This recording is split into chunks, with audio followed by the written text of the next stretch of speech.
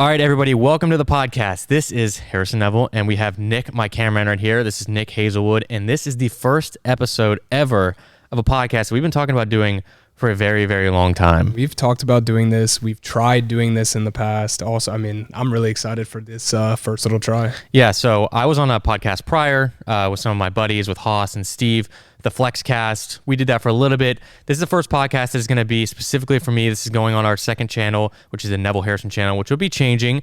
And we're kind of going to, this intro episode, we're going to give you a breakdown how things are going to go. So a lot of these episodes are going to start off with the hottest and newest sneakers that are coming out, because I know that's what a lot of my viewers are into. And I think it's cool to talk about that outside of like videos, get Nick's opinion. Nick is my co-host here.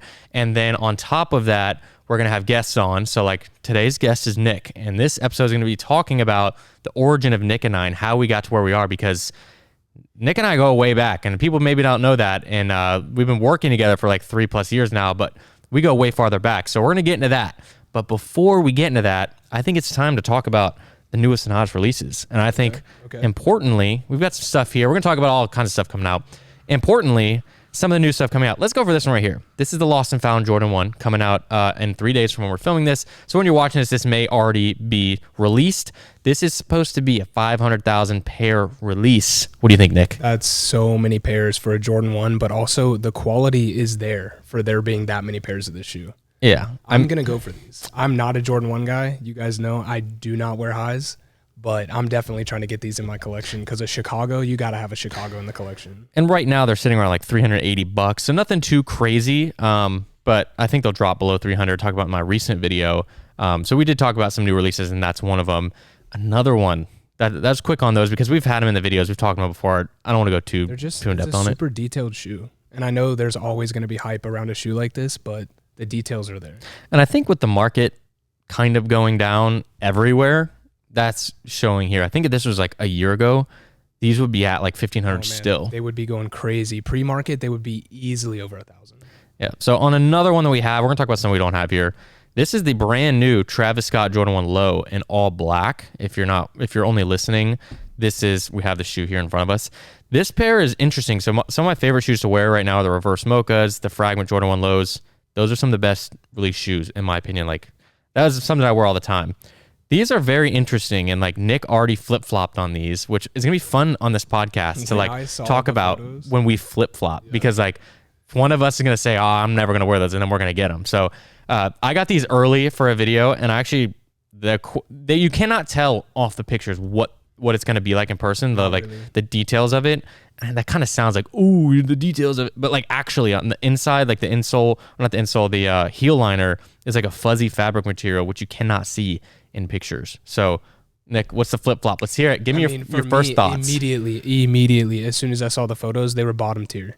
Bottom of the tier for all Travis's, bottom of the tier. And then seeing these today, honestly, the ankle collar sold it for me. They feel so soft, and I know I'm not going to be able to try these on, but I'm going to go for these just because, I don't know, seeing them in person, the color is, like he said, you cannot tell how nice these are from the photos. You just can't. So one of the things we might talk about later in the podcast is something I want to bring up with Nick specifically. Nick doesn't undead stock a lot of shoes. So when he got the reverse mochas, the reason I bring this up, he got the reverse mochas for retail off sneakers, didn't wear them. I told him he wasn't going to wear them because he only wears SBs, maybe a 4, but like I have SBs. 1 4 in my collection. Yeah, and then you have like Nijas, but like other than that, so my thoughts are, and it can happen, you getting these for retail, but if you get these for retail, you're not going to wear them, and I think you're going to sell them, trade them for an SB. If I get those for retail, I'm going to say right now, there's probably a over 50% chance that I do try to trade them for something I really want. Yeah. But being real, the way that I feel about them right now, actually getting to see them in person for the first time, I'm not going to lie, they are so much nicer than the photos, and it's making me want to go for them. Yeah, I mean, I would hope you'd wear these, but it's fine if you get something for retail and don't wear it, because everybody goes for everything. But the reverse mochas, I wanted those, so I think it made me more salty. Real quick, this is the one thing I want to talk about. I will, if I get these, I'll say right now on the podcast that I'll wear these just because of these laces right here. Hold him to it. The houndstooth pattern, or whatever you call it on these laces, is insane. It reminds me of like a really cool flannel, something like that. And I love how thick they are. It makes me want to put this on my feet. So I could be capping. But. Yeah, we'll see. Well, on with the releases. We'll go for some we don't have. We got a computer over here, so we're gonna run this through, and this podcast is gonna be more relaxed and like talking for a while. I don't want to rush through it. I listen to podcasts that are like long and like I can do stuff in the background. That's what I like want to do from this. So a lot of like more talking, chilling out.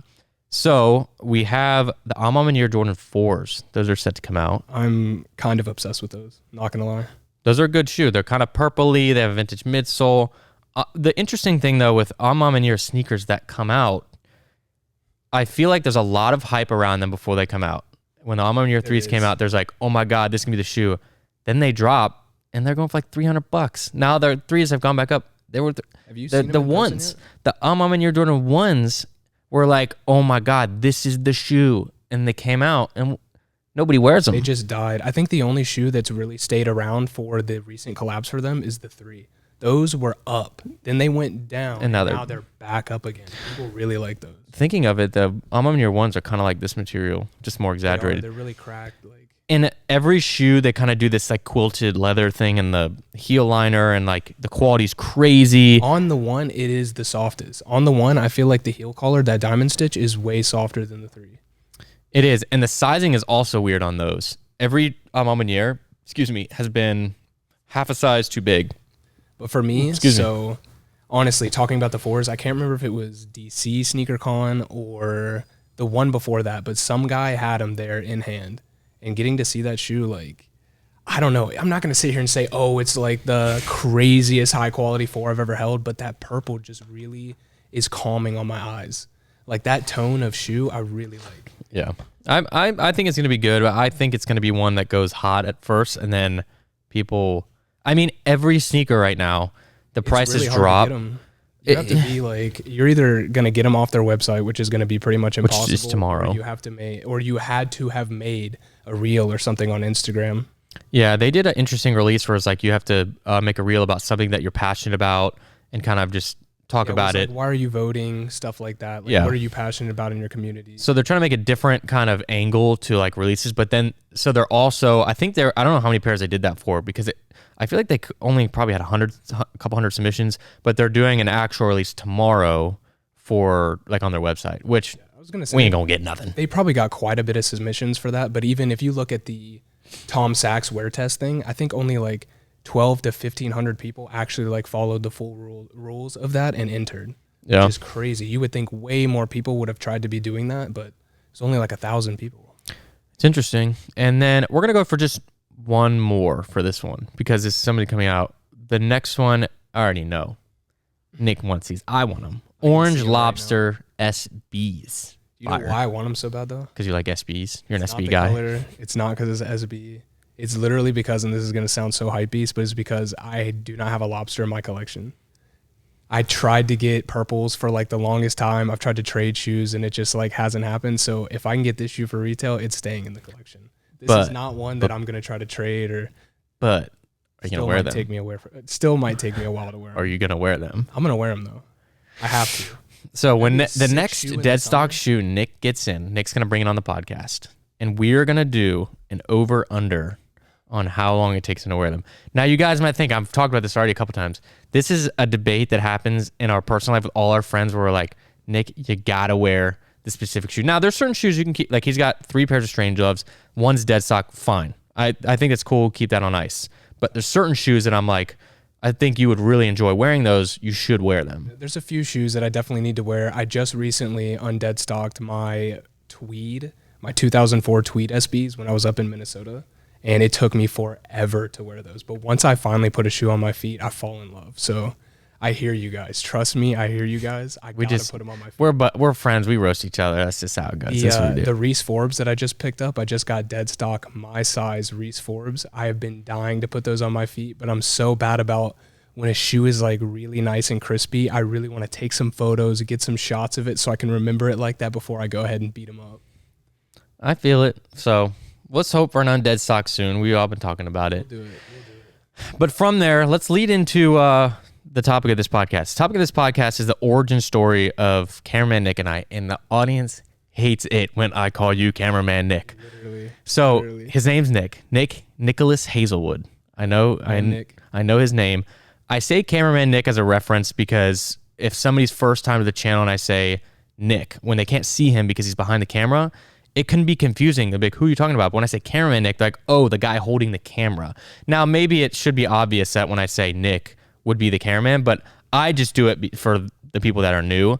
But yes, his name's Nicholas. We'll just address him as Nicholas the rest of the video. Oh I was kidding. God, I was kidding. Nate. So we'll kind of take it back to way back when we first started. So like Nick is one of my most longest standing friends that I still currently hang out with. Definitely the longest standing friend. Same with you for me. So I don't think we actually have a legit age. We always kind of gauge the age. And the way that we met was kind of funny. And I don't know if we want to like give all the details on it. I mean, it's a wild story because of what you thought. Like, yeah. If he My does tell assumptions. the story, it is nothing like what he's saying. It's literally him assuming some wild stuff. Okay. So I'll be able to do it with like kind of going, not saying whatever. So our buddy Alex, he's been on these videos before. He's helped me with filming a lot. We lived together for a while. Him and we met first. And we met because of baseball or something growing up. And I hung out with Alex a few times, and he had Nick as a friend, which they've been friends since first grade. And kindergarten. And one time, Alex and I were like, there's a mall where we grew up in Alpharetta called North Point Mall. We're like, we're going to go to Alpharetta.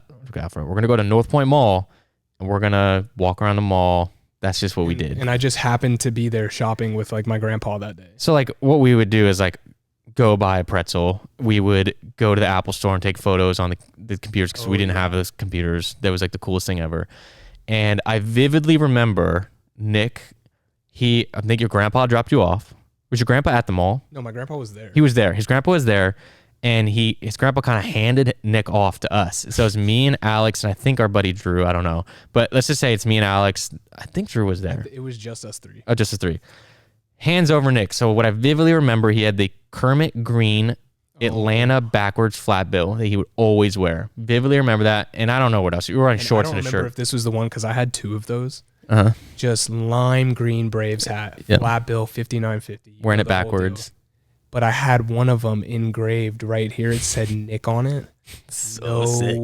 Way, dude. No way. So the funny thing part about that is you definitely probably got that at the Hat Shack at the mall. I got that at Lids. Lids. The one at North Point. Lids was hooking it up. Yeah, so I did all my hats. Me and my buddies would go get our hats customized there. That was like the thing to do.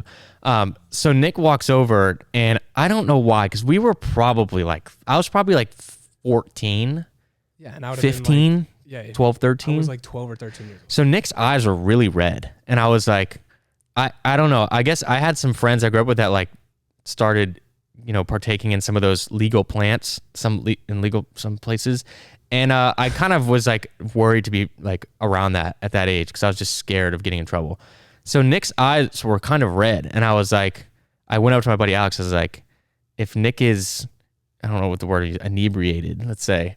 If Nick is toasty, I don't want to be friends with that guy. I can't hang out with him. I was like, I can't be hanging out with him because That's like not my I crowd. can't. My parents were so strict on that kind of thing growing up, where I was like, I need to I can't be around that.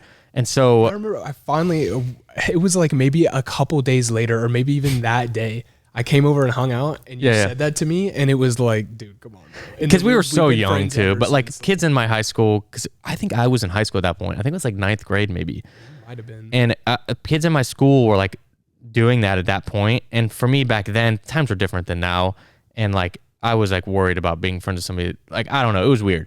But basically I said that, but then we still hung out. So we hung out at the mall, went back to Alex's house and did whatever. Like we always would jump in the swimming pool. Like, I don't know what we like. I literally grew up watching this dude trick shot on Call of Duty for hours trick shotting. This dude like got a driver's license before everybody, so he'd be like hooking it up with the Chipotle. Like, yeah. So like from there, I won't go like all the timeline of things, but like we just started hanging out more. Yeah. And I think we all hung out as a group, me, Alex, and Nick, and then we kind of at some point branched off, but like within that, like I was the first one to be able to drive. I was 16, 17 years old.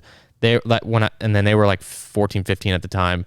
And so when I could like have people in my car after their 6 months thing, I would drive us to the mall. I would drive us to go get food. I would like whatever. So we could actually have freedom to do stuff. So that was like cool and like a good timing, I got a truck, which is my first car. It was a 2000 something F150. Like a 2007 F-150.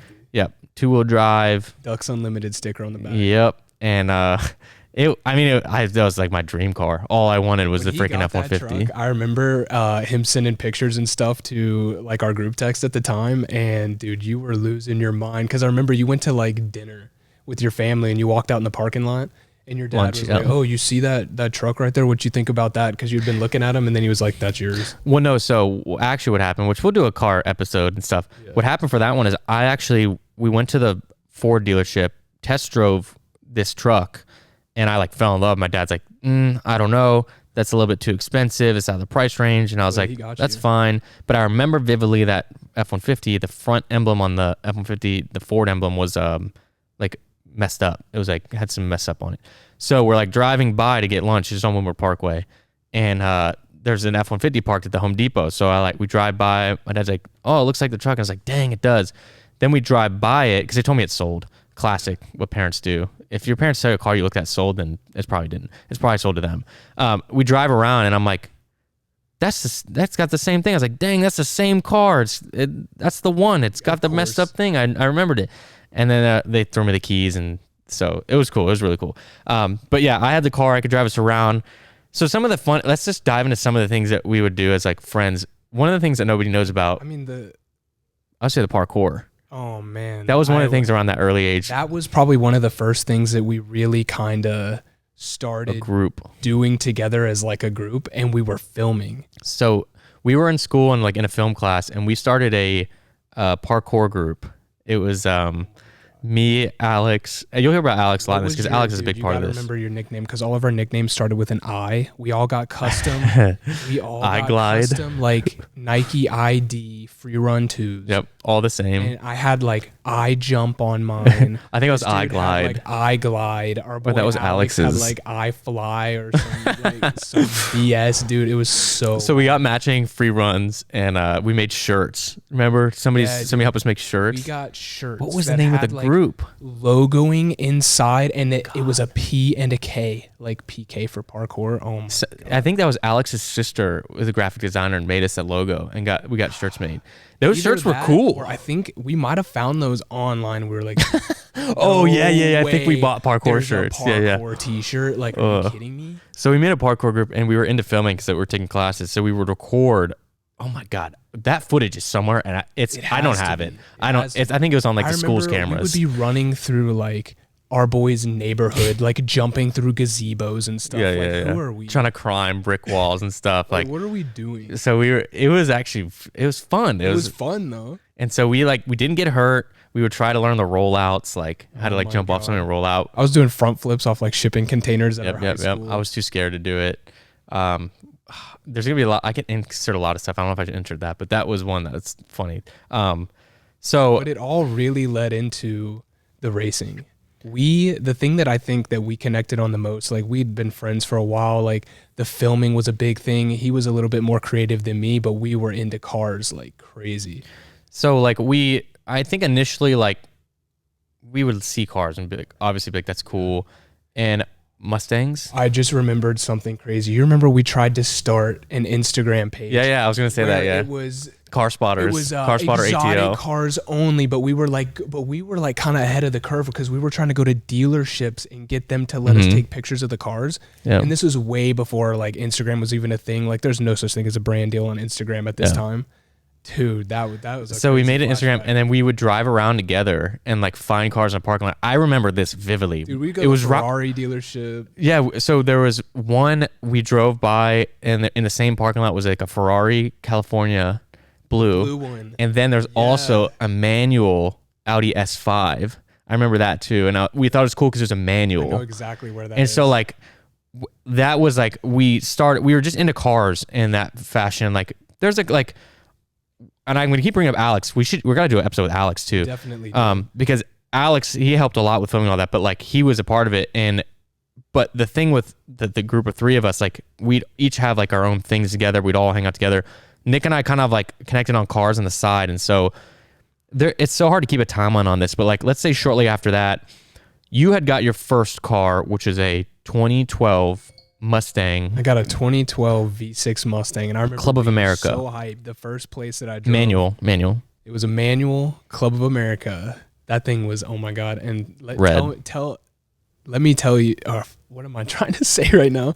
I did not put headers on that thing. I put headers on a V6 Mustang. Yeah, you did. Are you kidding me? That thing sounded so riced out. It was so bad. So like I knew my interest in cars because like I got my F-150 and I like went to the Ford dealer and bought like pull off wheels off of like a 4x4 car because mine had base steel wheels, and then I like put stickers on it.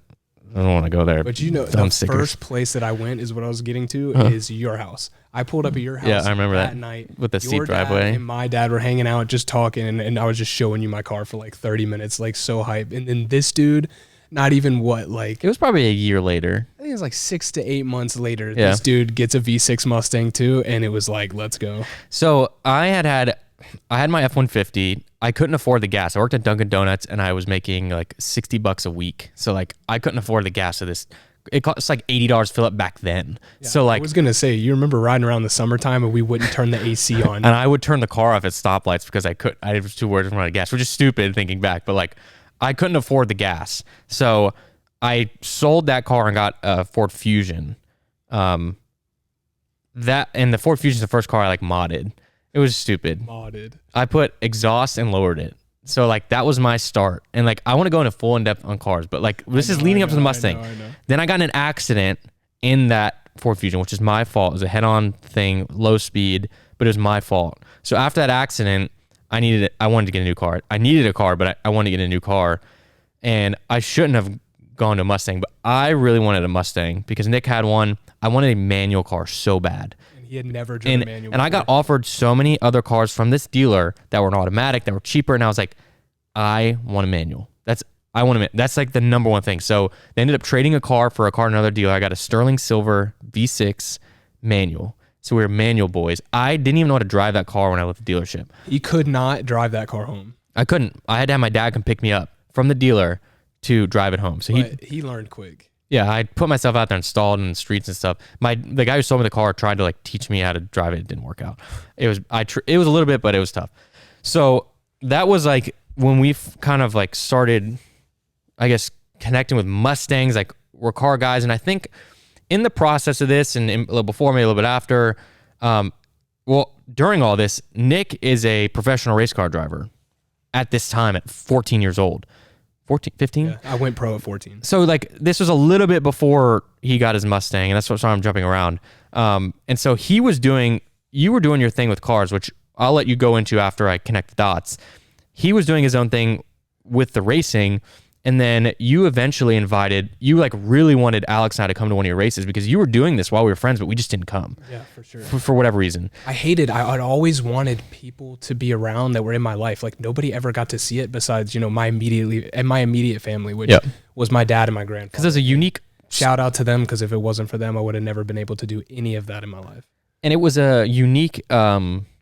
sport. It wasn't like come watch my baseball game. It was like you got to go to the racetrack and like you got to get tickets to go in, and like there was a lot. It was complicated. You got to sign waivers in case you get run over. The racetrack is not liable. Yeah. So Nick invited me and Alex, and we went. We both went. You had your C6 Corvette race car, and I thought it was sick. Alex thought it was cool, but I think after that, I wanted to keep going back, whereas Alex was like, it was cool, but like he wasn't as interested as I was. Yeah, for sure. And so I started going back and started, just hanging around. But then how like Nick's dad is and stuff, like he was like, Harry, you're here.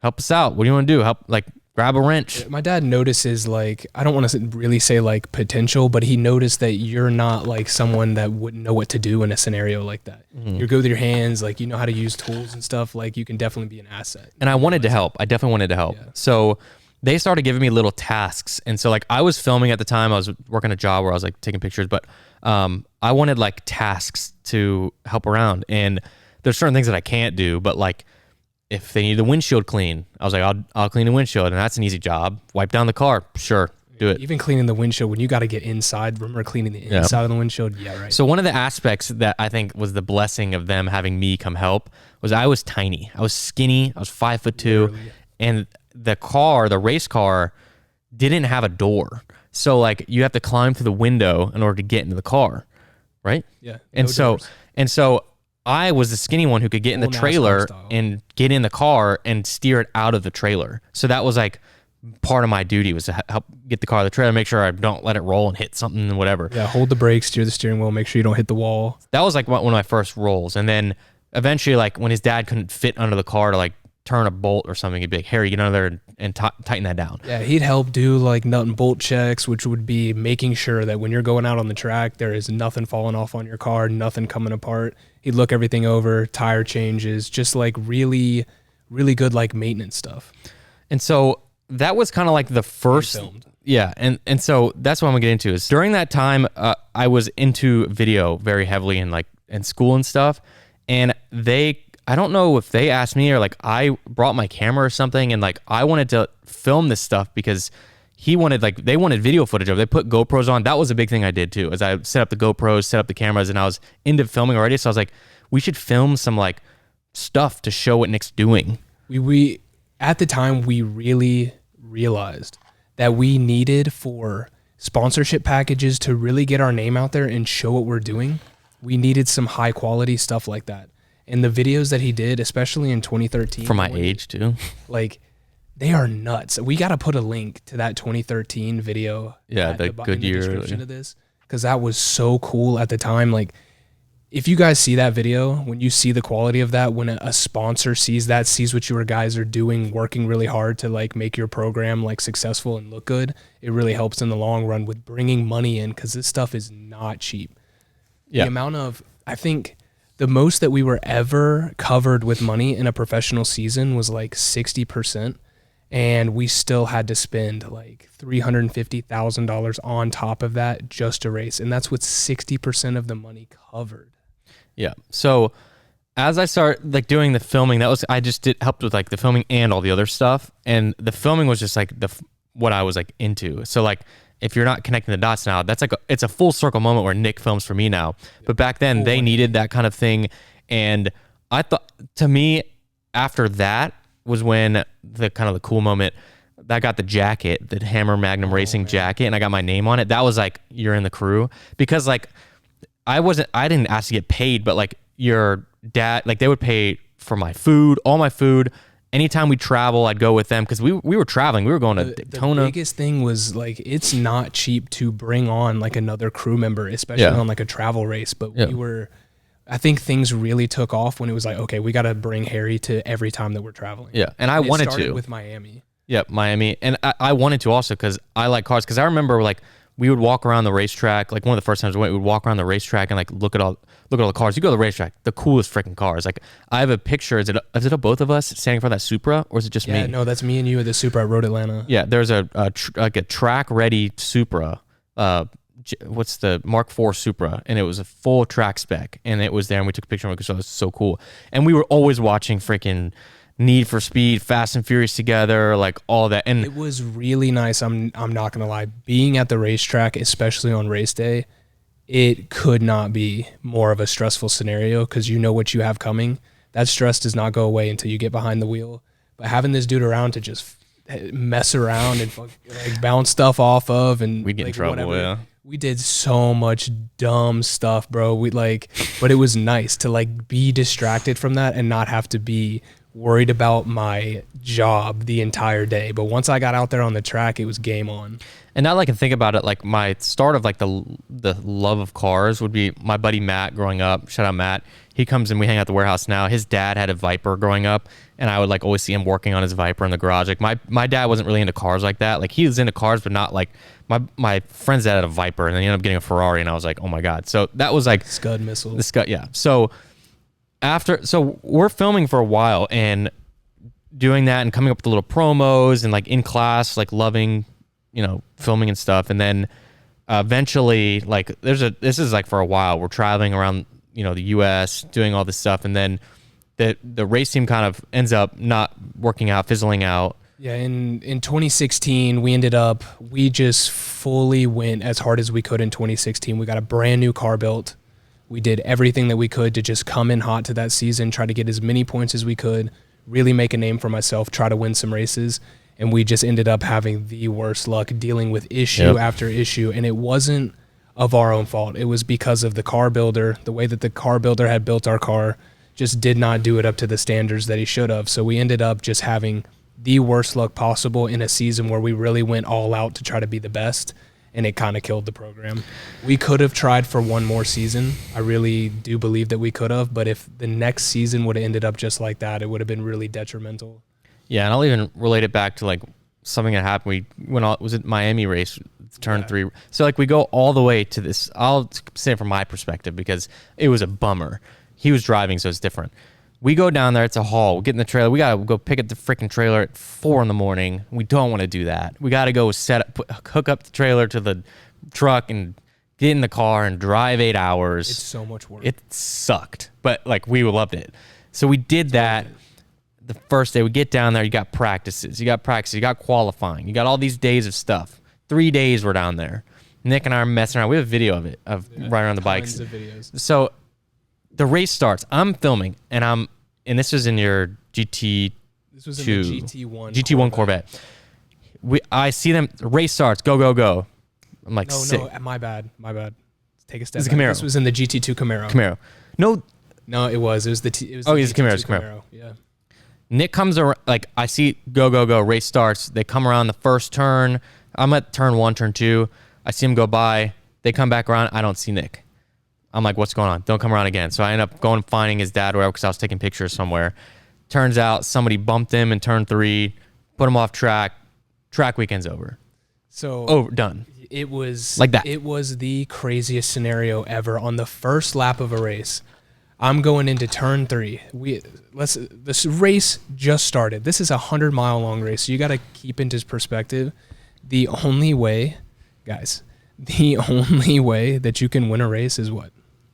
Finishing it. If you finish. Yeah. This is the third turn of the first lap of this race, and the 2 guys in front of me had bumped each other in turn 2.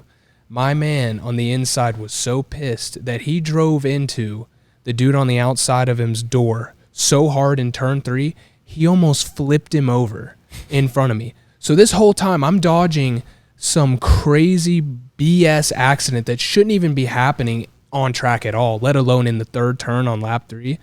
I missed the accident. I thought I missed it.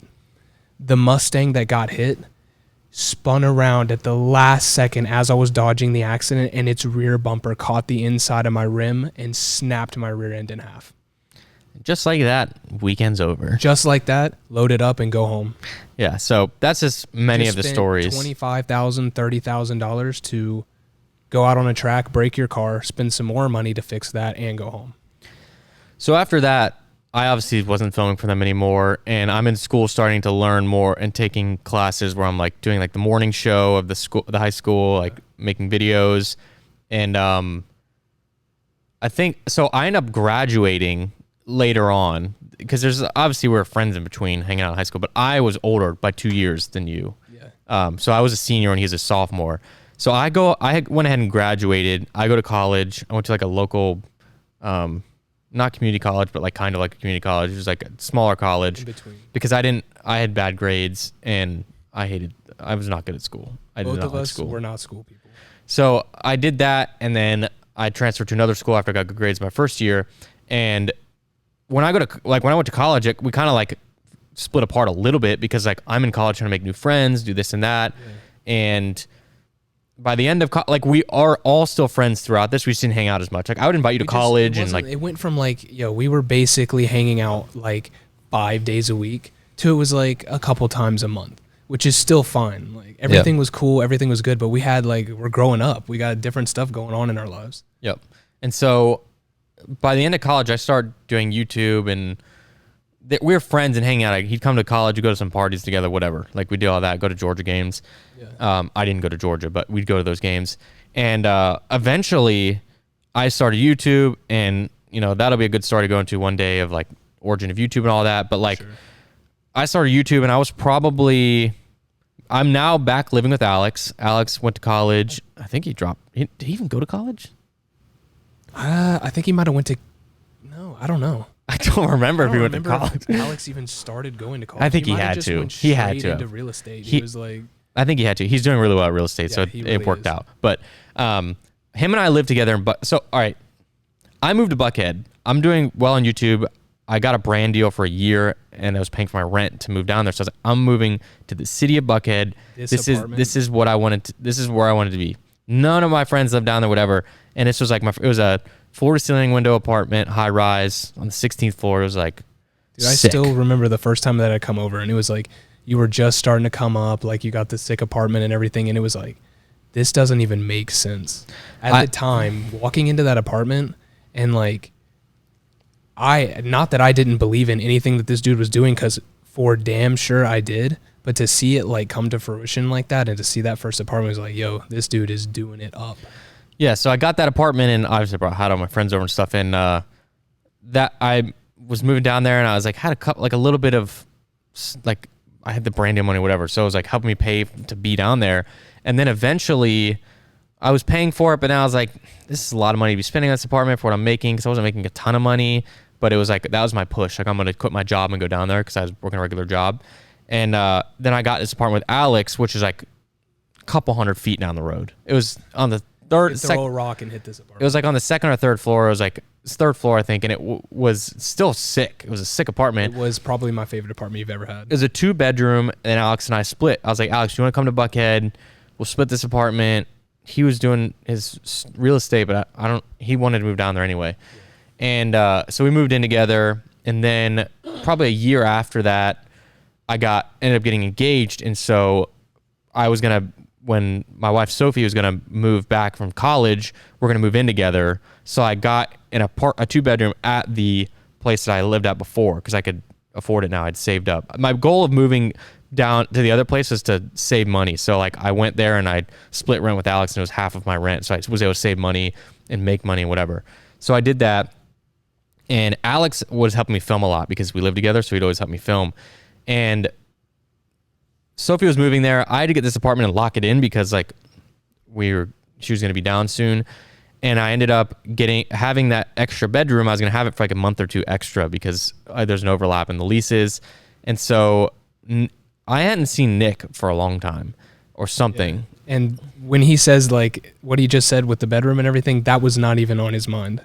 So the way that it had lined up was, you were moving out of there, like you had just said. And I was just going to pay for it to just be empty. And he was just going to leave that room empty, like he's talking about. But me and him hadn't hung out forever. So the way that this lined up was, at the time, he was moving out. And I think I had called you. No, you called me. You just called me out of nowhere. And I was like sitting on the couch at home. And next thing I know, it was like, yo, we should definitely hang out. I don't think we had hung out in like 6 months. Yep. I came down there. It was still in that current apartment. And next thing I know, we hung out that night, like really like caught up, and like. So, well, the reason we didn't hang out for a while, like it was just it wasn't like anything wrong between us. It was just some like, he was doing stuff in his personal life that was different from me, and like he was focused on that for a while. And so we just kind of didn't hang out because of that, but that was kind of over at that point. And I didn't know that, but I was just like reaching out to like, let's hang out. The timing of everything is what really makes this story so crazy. I know that's not coming across right now, but the way that everything timed out, when you called me, when I showed up, I ended up, what's so crazy, I don't know, you guys have to go back and watch this. The first video I ever filmed for this dude was picking up my Nissan GTR. Yeah, so... And I was so nervous. Let me tell you, I was like, I cannot mess this up. So Nick had previous experience with cameras, but like not like the camera that I was using. And I basically just like taught him everything that I knew. And I was like, look, just do this and go for it. I was like, you got to jump in and do it. Yeah, and so you would like, did you sleep over that night, and you slept over for like a couple days? So what happened is I stayed that night just because it got so late. We were catching up. And then, dude, seriously, I slept there for the next 2 weeks on that couch. Yeah, so he was like, we're back to normal, hanging out, because he was done doing whatever, like we're back hanging out. And he had a job up at the lake, because that's where you were staying at the time. Yeah, I was living at the lake house at the time. So he was living at the lake house, and I was like, well, he filmed and it worked out. And I was like, well, look, I have this apartment for like another month and a half. If you want to film for me, I will. Basically, the rent that you would pay would be deducted from filming, and you'll film on these days. You'll work that off, and then it was like $750 a month. Yeah, basically a little bit of money on top. I was doing all your merch orders, all kinds of shipping. Like, just basically, I was assistant and filmer, which technically I still am, but Yeah. But so he started filming and all that, and Alex, I had been having Alex help me do that stuff before, but Alex got over it because he has his job, and like I would ask him to like, can you come get like 2 B-roll shots of me? He'd be like, for $20, and I was like, Alex I'm always paying needed something out of it. And so like fair enough. I was taking time of his day. He's trying to grind or whatever. So then I was like, well, I'll actually just pay Nick. So then Nick was staying there for like a month and a half, and then like apparently I didn't put in my like 60 days, and they called me, and it got extended by like another month. So crazy. Like I was gonna have to move out of there. Well, before I moved in there, I went home and I talked to my dad and my grandfather, and I was like, guys, I know you're not very excited with how I've been doing in college, stuff like that, but I have been working. I've been trying to make money. Like that's my main goal. And I told my dad, like, I cannot pass up this opportunity to work with Harrison on this channel and be his filmer. And I got my mattress, put it on the floor in that room, put my NMDs and my 2 pairs of Yeezys up on the wall, and just ran it. Like, I had to get down there. And then it was so funny. Like, I wasn't like, I'm not trying to sound messed up by this, but when that did happen, I was like, thank God. Because I was not trying to move out of that room yet. I wanted to keep running it, and it was like, it was meant to be. Yeah, so I didn't put my 60 days in, and so then I had to keep it another 2 months. I was like, well, Nick, we'll just keep doing that, even though I don't want to pay this freaking 2 apartments for 4 months. But obviously he was working the money off. So we did that, and then what ended up happening, because there was that period, and then I can't remember what was like in between where I had my apartment there and that lease ended. Like, did you just go straight to getting an apartment? Or no, did you move with Alex? Or yeah, me and Alex. Remember, me and Alex moved into the Alexan. Yep. Okay. So we moved into the Alexan together. Then I lived at that apartment complex that you were just talking about with you. And I remember before our apartment was ready, my dad wanted to move down too. So he got an apartment down there, and I lived in it, and I called my roommate for like 2 weeks. And then I finally got into my spot. And so, yeah, we were moving apartments when we started working together, like every 4 to 6 months? Yeah, unfortunately, that's me. It was just move after move, setup after setup, but it was good. Like the variety. I remember setting up the slat walls in the one apartment. Then we moved to the next one. It was like an entire living room. Then we moved back to the studio being in a bedroom. It was just bedroom or like living room. So I'm thinking, because it was Alex, you lived with him, and then Alex decided to go move somewhere else, and you moved with your dad. Yeah. And that was the roommate. So we did a video of like transforming Nick's room, and we were like, Nick's roommate, this is helping out, or whatever. Nick's roommate's truck or something. It was his dad who moved there. Just trying to act like I wasn't still living with my parents at the time. Yeah. But I mean, it was not like at home. But so then that happened, and then you ended up moving with your brother. And so Nick's been in the city still from then. I had moved out, like I've moved a lot, and we obviously have the warehouse now, but we were filming out of the like a second bedroom for a while. And that was kind of tough because it's like a small space, and it gets really tight. It gets really cramped. I mean, it works because you get to see everything. Like, it's not very spread out, but also after a while, if you finally realize, like, no matter what, we can't be having like a good setup, and then everything that we also need to film is like jammed 4 feet deep in a closet. Yeah. And also the hard part was like kind of like the personal side of things, where like I was married and my wife lived there also, and it was like no separation of work and home. Like, you definitely needed that. And then like, well, Nick would be over like every day filming, and it's like, well, we're just hanging out. We're like, Sophie wants that kind of, personal time too, when it's like not everybody in the apartment. So, or me always being over at their house, which there's nothing, she has no problems with me, and me and Sophie are very good friends, and I love being over at their house. But after a while, like if you're married, you can't be having your friends over all the time. Yeah. And then one of the hard adjustments was like when I got my apartment, and then Nick lived down there, and Sophie still was in college. So Nick would come over like every single day to hang out and film. And it was like both, because we'd like go grill a burger and have a beer like every day. And then Sophie ended up moving there, and it was like a total switch, because like it went from hanging out every day to Sophie's here, we can't hang out like that kind of thing. It was like a switch where like you had less to do now because we couldn't hang out as much. So like even through all this, like as been working together, like seems like amazing. Like there's been ups and downs to all of it. Like there is with everything. Like it's learning processes and everything. Like, And we still have our differences. We still argue about stupid stuff. But and we're friends. That's why. That's how it goes. Because like we had periods of filming where it was like you were in a tough spot or I was in a tough spot, and like filming was hard because like neither of us were in the right mental space. Like throughout all of it, like it's obviously been like great and fun, but like it's not. I don't want it to portray as like everything's perfect the entire time kind of thing. I want to be realistic with that.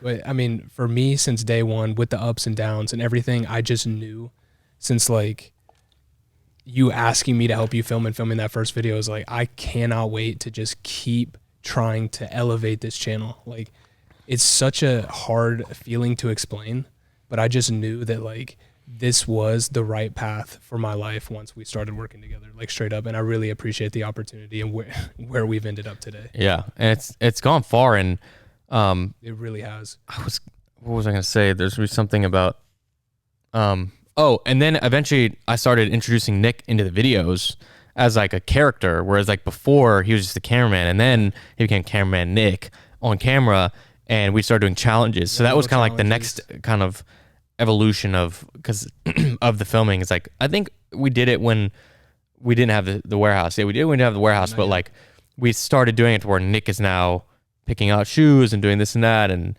so started doing like who can find the best sneaker at the thrift, like stuff like that. Best $100 sneaker at the mall, or like best hype sneaker at the mall. We just started doing little challenges, and they ended up working out. You guys ended up really liking them, and we've really evolved those into stuff that I think both of us enjoy doing, especially when we go out and do these challenges and we're together and can kind of like chirp each other and like see what's going on, kind of be like, yo, I'm super confident in what I just got. Like, you better make sure you get something in that store. Yep. Because it's just fun. Yeah. And that's like the good angle. And that's what we try to like bring different aspects. We had Hoss on for a while. Yeah, like Hoss that is was a fun good. guy. It's because when I lived in the city, like it was easy to have him in the videos. We were hanging out a lot, especially during the pandemic, because what else were we going to do? Like we just go to Hoss's house and hang out. Just close friends only. And so like the characters definitely helped elevate things. And obviously we're at where we're now. And like we've gone to LA and like film like P-Rod and like things of that nature. But is there anything like else in the origin story of like us that you think people should know? Because there's obviously so much that's like not in there. I mean, I feel like we have done a ton of explaining, almost so much explaining, that I really hope that you guys don't have too hard of a time following along. Like, I think we did a pretty good job explaining, but honestly, like it's been so we've been friends for what? Maybe like 12 to 14, 13, yeah, 12 somewhere around to there. 14 years now. It's been a long time. And this dude's owned 40 cars. I'm at 28 cars. Nick's at 4. It's just crazy to think about that number and then to also think about other stuff that we've done. Like, I know. That's a whole nother aspect. Like a lot of the stuff that I think the podcast will help open up is like that side of things, like the car side of things. Yeah, I'm excited to come on here and really like open up to you guys, let you guys know a little bit more about myself, because I got to be real. The support is unreal in the comments, and I have love for each and every one of you. Like, seriously, you guys kill it. Every single video, every single challenge, like I read the comments and they really, really do. Like, some of those challenges, lame, but they make me smile, like straight up. They're crazy. So I really appreciate you guys. Some of those challenges makes it feel like they like you more than they like me, because they're like, Harrison, I don't even want to pick you, but I have to pick you because you had the better shoe. Like stuff like that is funny. It is. It and is. The audience seemed to, and we're like, that's why I'm glad we continue to do that. And that will kind of lead me into like the podcast, and like we have a few like things we want to ask them about it. Yeah. So like as we continue forward with the podcast, like episode length and all that will all depend on guests and all that. And I think a lot of it will be Nick and I talking about shoes, going more in depth, but then we'll also have guests on, and like some of the guests will be me, Nick, and the guests, and some will maybe be just me and the guests. Like we don't know kind of where that's going to lead, and we'll see how it goes. We do have some kind of name ideas that we want to run by you guys and see like what you think. So right now, some of the contenders for like names is going to be the Warehouse is one of the first ones. Yeah, that one's not bad. So the Warehouse, because we're here at the Warehouse hanging out. The next is kind of like thinking Friends and Family as the name, because like Friends, Family, Shoes podcast. Like Warehouse more than the Warehouse. Warehouse podcast. Yeah. But I think you just said friends and family, right? Friends and family is one. That's kind of the top contender for me. I don't know if there's any others that we should say because they were not hitting. Yeah, there's a couple. I have a list and like my management team helped out with, but yeah, those are right now. It's between friends and family in the warehouse. If you guys have any ideas, let us know if you got anything creative for sure. Yeah, and we'll kind of think of those in the comments. Let us know in the comments down below which name you guys like best and kind of what you want to see from the podcast. So you guys will see us again soon. We're gonna try to do these weekly. It's gonna be we'll try to get in here and do this, keep this setup going, and have more ideas and stuff to keep going on with it. But I when I watch podcasts, I like the ones where it's just the people of the podcast and like less guests. I think the guests are gonna be cool, but I like the boys only podcast kind of thing. I think I'm excited to see because we can do guests where just you guys or I could be on there too. But I'm definitely excited to ask some people some questions and keep running stuff by them. Yeah, because I'll probably have Sophie on for part of it. Picking like others, that'd be a fun episode. Sophie would be fun to like talk about. Have Haas back on because he hasn't been in the videos in a while, and like do like what's the drama between Haas and I? If you get Haas on there, I gotta be on for that episode. Yeah, and so we actually did this podcast originally with Haas at his house with Nick, and the audio from the mics and recorders, a camera audio from camera 10 feet away. So it came out, but like nobody really could hear like the origin story. So that's why we thought this would be a good first one to start with. All right, guys, thank you so much for watching. If you enjoyed this, I'm not going to sign up my videos. If you enjoyed the podcast, let us know. Let us know if you like the vibes of it, what we can do better. We will be evolving. It's going to take time, definitely, to keep changing it and growing it. But we'll get there. But thanks for watching. This may be the Warehouse Podcast, maybe the Friends and Family Podcast. We don't know yet, but we will see you guys next week, hopefully. There it is. First we one in stay the on books. it. Let's go. See you guys later.